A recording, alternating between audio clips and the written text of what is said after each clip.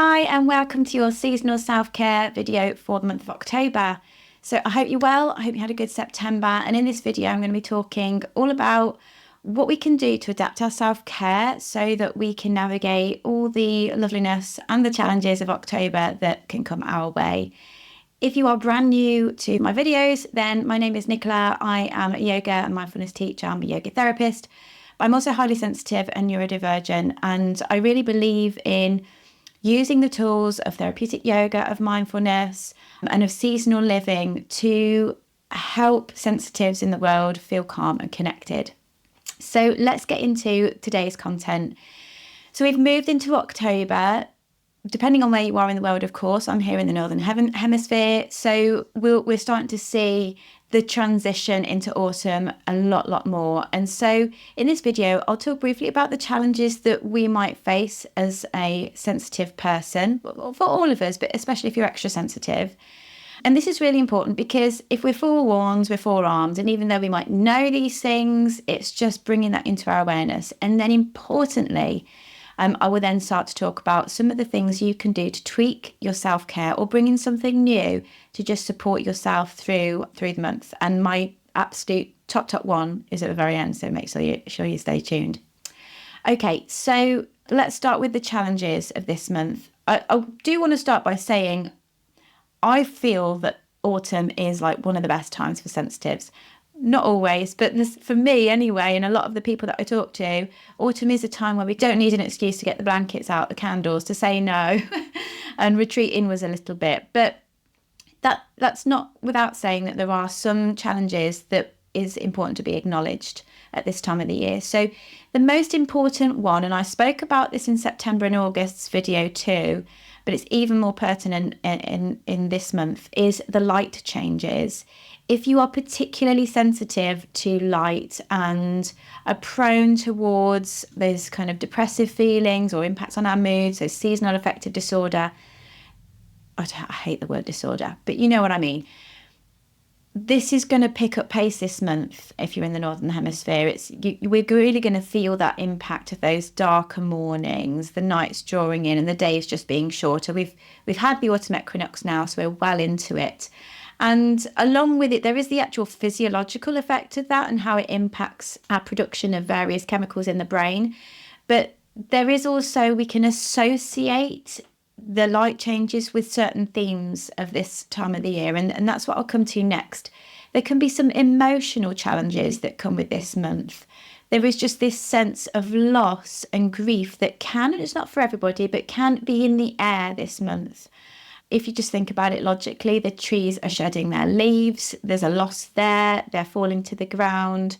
There might also be this feeling of the growth of the summer, the being out there, the memories of the summer, they're gone now, and it's, there's a drawing inwards. So there is perhaps this feeling of loss and grief and sadness just in the air, perhaps. There's also this perhaps feeling of urgency around us. So people might be starting to feel like, oh, holiday season is only a few weeks away. We've got to get stuff done. And that can be in a real stark contrast to actually the vibe of this time, which is to slow down. September was a bit like that. There is this call to just start to slow down. Quite often we speed up, and there's a balance between busying in order to kind of fill your stores, if you like. Think about after the harvest, people would have been traditionally getting everything prepared for the winter. So there is a busyness in terms of getting prepared, but nature is drawing us inwards. The squirrels are busy out there collecting nuts and what have you because they're getting prepared for rest. And yeah, we can tip over into not preparing for rest and instead just feeling affected by that urgency to get stuff done, which in today's modern world is probably, most definitely is far too much. So that could be affecting us, and especially with if you're extra sensitive like myself, then even if you're not necessarily feeling the urgency, those around you can be impacting you too. And then the other thing that I wanted to talk about for this time of the year, and I've noticed it with myself and my kids, is media intake can start to increase again this month. Quite logically, if we're spending more time inside, maybe there's a bit of a fatigue from September and the end of the summer, just wanting to veg out in front of the TV. Now, I'm all for consciously choosing to spend an hour or whatever watching a programme and just escaping for a little bit of time. But there's the danger of getting lost in that. And the problem is if you're extra sensitive, that can impact you. It can start affecting your sleep and affecting your mood as well. You know, what we consume, thinking about the news as well, which is obviously very challenging at this time on the planet, can really start to bring us down. And if you're already struggling with maybe the light changes, it's just to be aware of. The more we're aware, the more we can help ourselves. So that's an overview of what I'm thinking for me anyway, and the people that I work and talk with are the main challenges of this month. On the flip side, October is a beautiful month. The beauty that is outside is really one of its peaks of the year, in my opinion. The colours, the light when it is with us is a beautiful soft light. So there's lots of good things about this time as well. So let's get on to my suggestions for how to tweak your self-care. And these are minor tweaks. And if you're sensitive to your environment, trust me, when we adapt our self-care to the seasons, it really makes a difference, I've found anyway. So if you don't already get outside every day, this would be something to make sure you do, particularly if you're sensitive to the light changes. Whenever the sun is out, and today is a beautiful sunny day. So one of the things I'm going to do after doing this video is to get outside and get some sun on my face, get the sun into my eyes so that my brain, etc., is receiving that sunshine, because it can make a difference. It can be really, really tempting to stay inside a bit more. And there's, like with everything I've said previously, there's a balance to be had. So getting outside can be really helpful. One of the things I like to do, and I do this throughout the year, and I was speaking about this recently, is I have different walking routes that I do according to the season. And I'm just about getting into my autumn-winter route. And I've only done this really because it's normally overgrown during the spring and summer. And when I'm on my walking route, I will collect a few things that reminds me of the themes of the season. So currently I have got some of the sort of dried and dead seed heads of certain grasses and flowers in a little vase that's just reminding me that it's this time of the year when things are drawing inwards, where we're trying to conserve our energy. And I put it in one of my rooms in the house, and I just, every time I see it, it's a reminder. So that I quite like doing that. If you have an altar space, this is a really good thing to an addition to add to your altar space. So getting outside. These are all obvious things, but I really want to highlight them. And like I say, my favourite one is last, and I think you're going to like it. So the next thing is movement. You don't want to, if you're extra sensitive, you do not want to be, and it depends on how you're impacted by movement, but I know a lot of us struggle with that post-exertion fatigue. If you are in that camp, then you want to be really careful about participating in movement that feels quite depleting.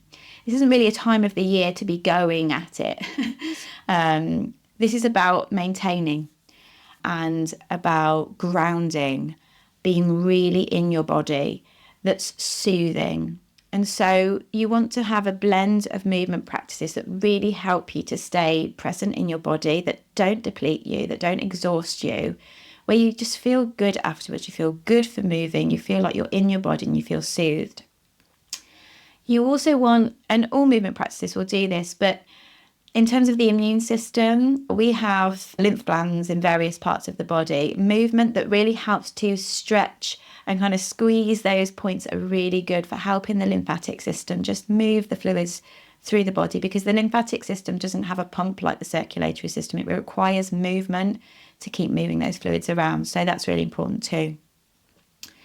The next one is, if you can, and I know this is a struggle for lots of us, and this is probably leaning into like working with compassion for self, which is a big thing, but just really trying to give yourself grace if you don't get things done on the specific time frame that you'd set out, or, you know, just letting yourself off the hook, because we're not going to be able to work at the same pace as we have done in other times of the year. I can assure you that. It's a shock to my system every single year.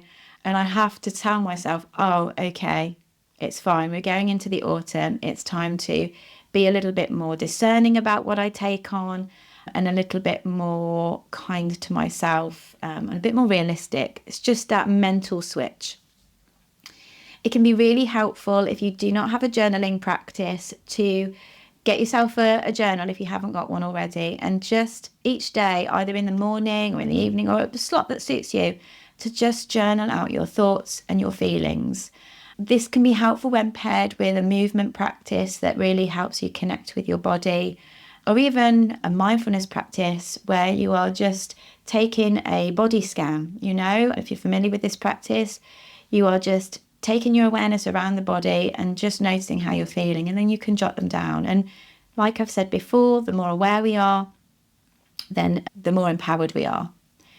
And then it leaves me with my absolute final one, and it is an obvious one, but it's super important, and you can use me saying this as an excuse, see it as a prescription if you like. Rest. And I was really reminded of how empowering and how powerful it is yesterday when I practiced. It was about 40 minutes of a restorative yoga practice. Oh, my body lapped it up, and then my energy was restored, and I had capacity for my children and, you know, to cook, and I just felt so literally restored. And I know not everybody has that window of time, but any little nugget of time where you can have a nap or just lie down, you don't need to do anything. You don't need to fill that time with anything. You can just lie down. You don't need to sleep. Just rest. Maybe if you are sensitive to the light, you might just cover the eyes for a little bit. And, you know, especially if you work in an office or anything with like the overhead fluorescent lights, just spend 10 minutes. If it's just that, just resting, and maybe keeping those weekends a little bit more free, or penciling in a bit more rest. And if you really struggle with finding rest in your daily life, then my advice to you is to book it in with an external person, like maybe going to a relaxation class or booking a massage or whatever it is. Book it in, because we're really going to need it, and you will definitely benefit from it later on in the year. Okay. So that's it from me for now. Thank you so much for watching this video. If you liked it, please hit the like button, share it with anybody that might benefit. And if you haven't subscribed already, please do. If you want more of this kind of stuff, if you're really interested in seasonal living and supporting yourself and adapting through the seasons, head over to my website, subscribe to the mailing list. You will get a free mini self-care bundle for autumn. There's a little meditation in there. There's a bit of a poster with some suggestions for the season of autumn.